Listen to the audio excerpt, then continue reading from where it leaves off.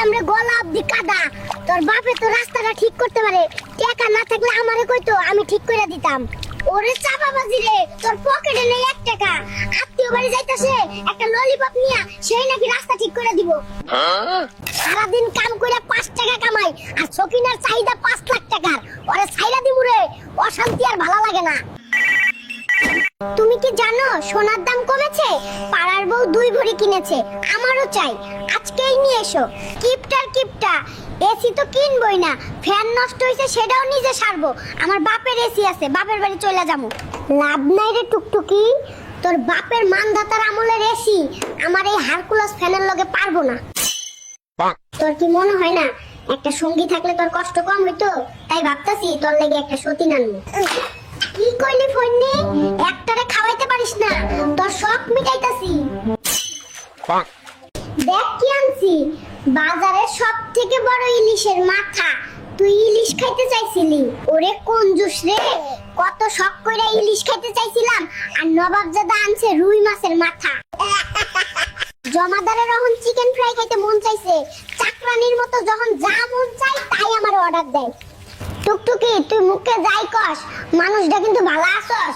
চিকেনের লগে কি একটু ফ্রেঞ্চ ফ্রাই কইরা দিবি? জীবনে যেই কাজ করিনি ফইন্নির ঘরে আইসা তাই করা লাগছে, জীবনটা তেজপাতা কইরা দিল, এক্কেরে চাকরানি হয়ে গেলাম। ওই টুকটুকি বড্ড পটপট করিস, তোর বাপে কইছিল রিস্কা কিনে দিব, দিছে? এখন আবার তোর রাজরানী হইতে মন চাই। এই প্রথম আমাকে বাড়িতে যাইতাছস, বিমান না হোক একটা কার তো নিতে পারতি। কঞ্জুসের কঞ্জুস নৌকায় কইরা যাইতাছে। ওই চকিনা, আমি কি রাজপ্রাসাদে যাচ্ছি রে? তোর বাপের বাড়ির যে বেহাল অবস্থা, নৌকায় কইরা যাইতাছি, এটাই তো বিলাসিতা। কোন গরিব গ্রামে আইলাম রে গলব দি কাদা, তোর বাপে তো রাস্তাটা ঠিক করতে রে, টাকা না থাকলে আমারে কইতো, টাকা আমার কাছে কোনো ব্যাপার না।